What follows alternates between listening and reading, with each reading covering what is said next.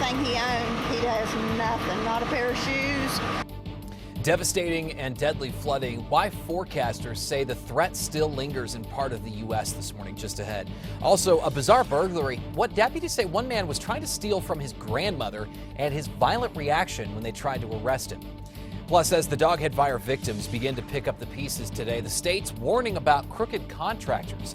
How to avoid becoming a victim twice. Just ahead.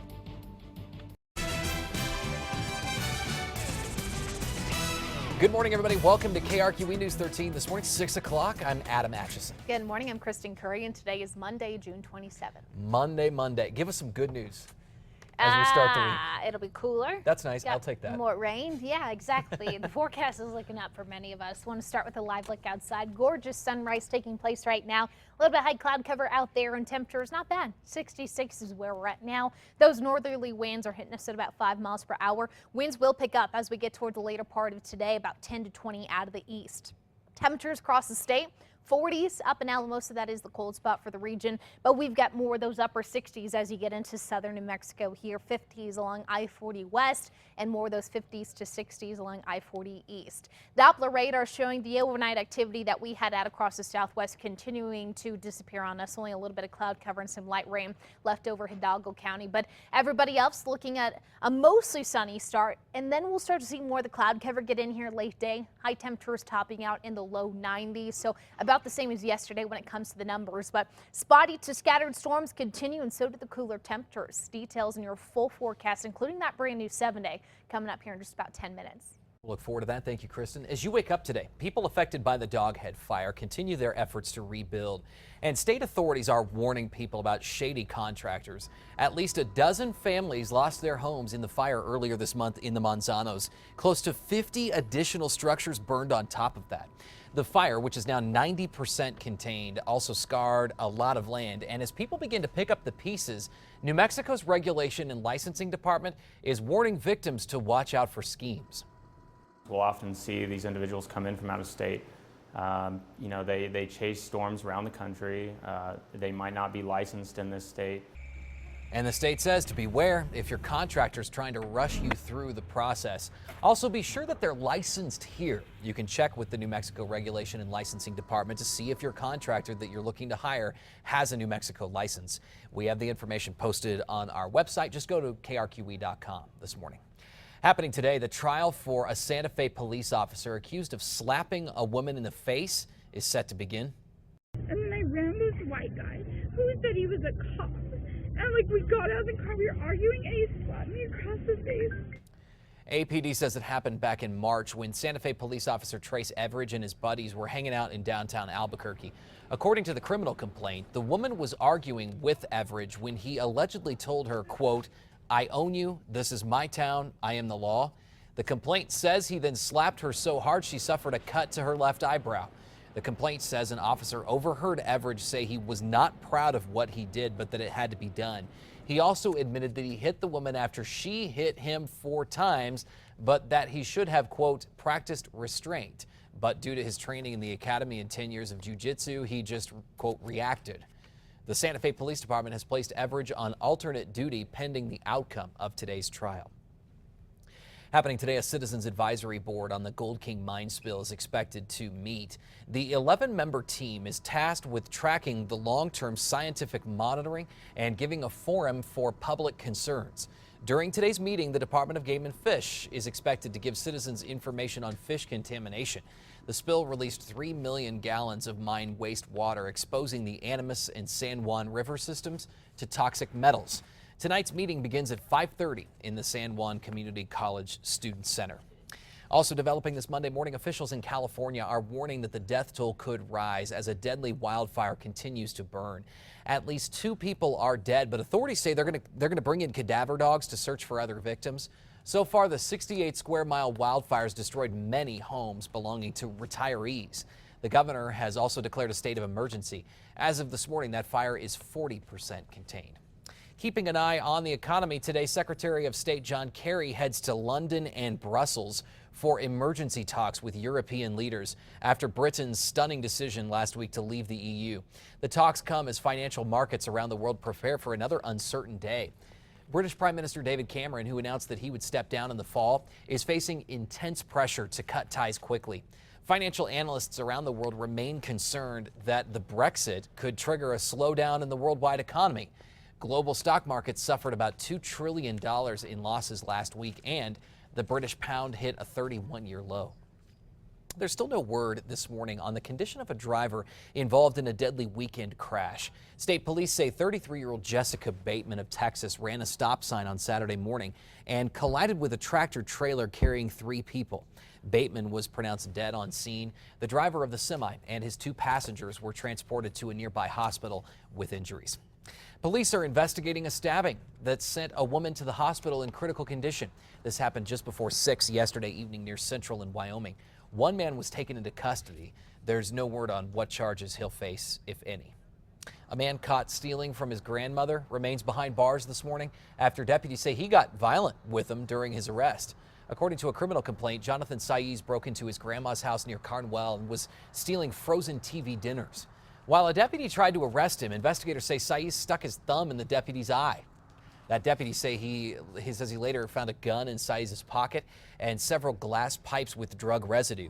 In court yesterday, a judge increased his bond because of his past. I'm going to go ahead and set the bond in the amount of $10,000 cash or surety based on the nature of the crime and the crimes of similar nature.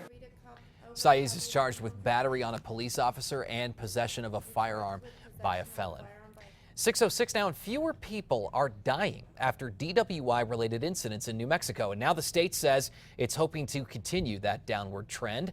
The number of people killed in drunk driving incidents dropped nearly 30% last year. The state is keeping up the pressure with checkpoints and a new social media campaign meant to shame drunk drivers and judges who let them off too easy.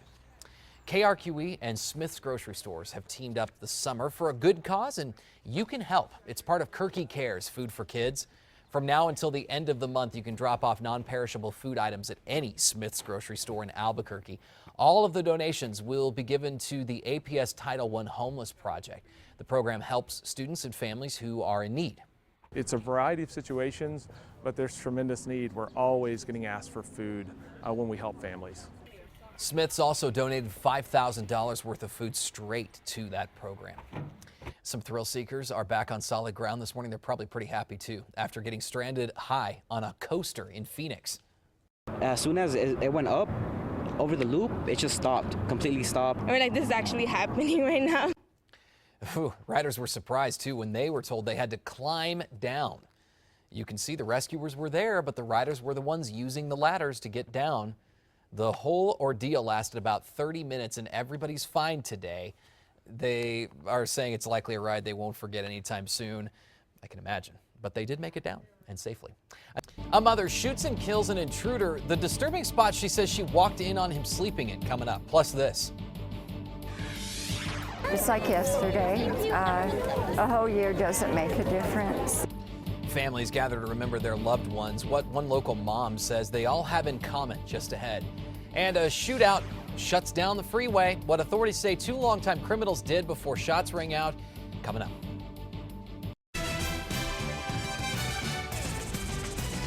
Good morning, everybody. Welcome to KRQE News 13 this morning. I'm Adam Atchison. Good morning. I'm Kristen Curray, and today is Monday, June 27th.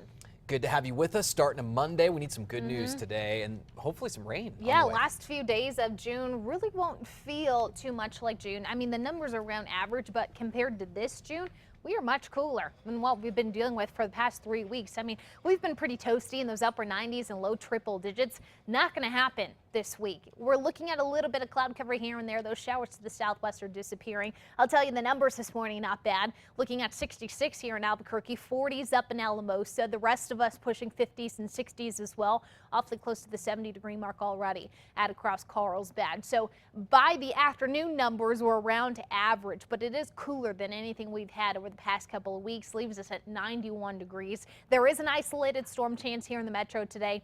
Most of those storms will fire up over the higher terrain, so pretty good afternoon to head out to the pool. Just remember, as soon as you hear thunder, that's your cue to head indoors. Spotty to scattered storms today. A cooler start to the week, even upper 80s coming back in our forecast, but the storm chances ramp up later on this week, especially Thursday and Friday, looking to get some of that more monsoonal flow back in here to New Mexico. So there is quite a bit to talk about in that 7-day forecast. I'm going to break down those daily rain chances coming up here in just about 15 minutes.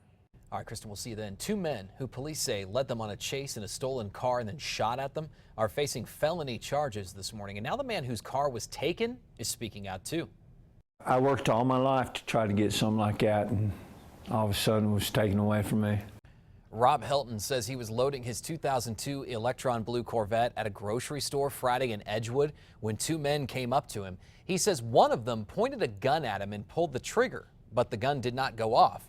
They then took off with the car. A few hours later, Los Lunas police spotted the stolen Corvette on Highway 6, but the driver was able to get away even after officers opened fire. Eventually, the driver made it to northbound I-25 before the men got out and tried running. That's when police say the driver, 24-year-old Dakota Cook, shot at officers, so they fired back, hitting him. Cook and 28-year-old Sheliki Sanchez were arrested. The suspect who was shot was not hurt badly. An officer hurt his hand during all of this, but is said to be doing okay.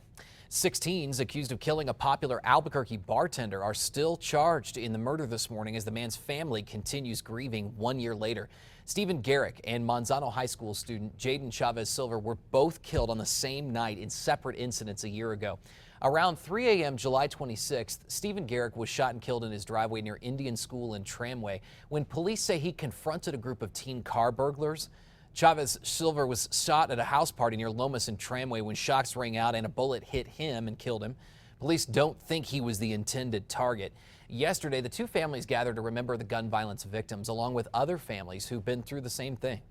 Unfortunately, it's a club I never wanted to be a part of, and it seems like, you know, it keeps growing here in Albuquerque, and every time that happens, it hurts. But you know, we're there with our arms open to support each other. 2 of the 4 people arrested for Chavez Silver's death have had their charges dismissed. The family of a cyclist killed by an accused drunk driver is getting some help from the community. 42-year-old Cyprian Proyd was riding his bike near Central and Broadway last month when officers say 24-year-old Jenna Conklin crashed into him. Police say she admitted to drinking and taking Vicodin before that crash. A memorial bike ride was held in Proyd's honor last night. Oh, it was fun. He was a big old fun energy guy, and we even did the route that he did a lot, and so all good stuff. The group ended their ride at Gecko's Bar and Tapas, where a portion of the sales went to Proyd's family. Authorities in Sacramento are still trying to piece together what led up to multiple stabbings at a neo-Nazi event. The violence broke out at the state capitol as members of the Traditionalist Worker Party, a white supremacist group, clashed with counter-protesters. At least 7 people were stabbed. Officials say others in the crowd suffered cuts and bruises, but no deaths were reported. So far, no arrests have been made either. 6:35 in this morning, 22 counties in West Virginia are under a flash flood watch after devastating flooding. And now West Virginians are bracing for more rain today.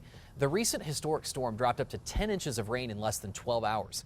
The National Weather Service is calling it a 1-in-1,000-year event. At least 24 people were killed, including Diana Sanders' husband of 37 years. I swore I seen him walking last night in the last clothes I seen him in. I swore, I said, you come back to me. Wishful thinking. Search teams in some towns are going door to door now looking for survivors while others begin to clean up. Communities from across the storm-battered state are coming together now, bringing water, food, and clothing for those left with nothing. About 18,000 homes and businesses remained without power on Sunday. Also developing today, federal officials say criminals are now targeting college students through a phone scheme. The FBI says the criminals claim to be collecting a federal student tax. It turns out there's no such thing. The schemers have also sometimes spoofed the caller ID on the phone to make it look like they're with the FBI. The FBI and IRS say they will never call asking for money and that they will never try to get payments in iTunes cards or prepaid gift cards, which is what the criminals have been demanding. Happening now, Farmington police say they need help figuring out who broke into the new Farmington High School. Police say the alleged thief seen in this photo broke into the building sometime Saturday night, caused a lot of damage. If you recognize that person, you're asked to contact Farmington Police. The condition of one of the passengers injured in a deadly crash in Colorado remains unclear this morning. It happened yesterday morning just outside Trinidad in southern Colorado. A couple and 3 of their daughters were killed when an Amtrak train hit their minivan. The 4th girl was flown to a Denver hospital. None of the 287 passengers on board the train or the crew were injured in that crash. Amtrak does not know if the minivan was stopped, stalled, or crossing the tracks when it was hit. 6:37 and happening now. 2 bear cubs are starting the week in the care of wildlife officials after their mom was euthanized for attacking a marathon runner. The cubs, 1 male, 1 female, were located in the Valles Caldera National Preserve near Los Alamos on Saturday afternoon. After the bears were chased up a tree by dogs, P&M was called in to help Game and Fish bring the bears down to safety. The cubs, weighing about 10 pounds each, were taken to a wildlife center in Espanola. Wildlife rehab officials are hoping they're going to be able to eventually return to the wild. It'll cost about $6,000 to rehabilitate each cub for future release. An autopsy is scheduled to happen later today on a Colorado man shot and killed by a mom who found him sleeping in her child's bed. It happened in Portland, Oregon.